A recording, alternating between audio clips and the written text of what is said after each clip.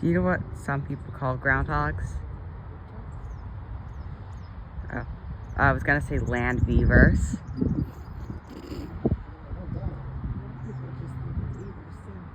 Yeah, some people mistake them for a beaver. They do kind of look like beavers. Yeah, but a beaver's like, yeah, they have like a similar head to a beaver. Yeah.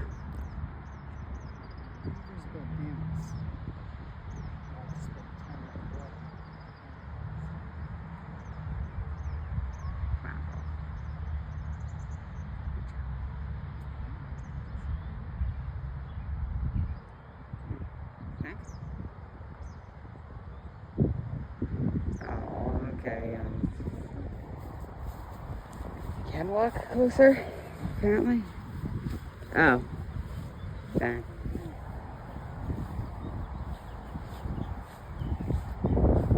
Oh.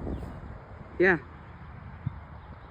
It does look like a beaver. Can't you see the resemblance? Can't you see the resemblance? I'm pretty sure they have kind of a flat tail too. I saw that guy had a flat tail too.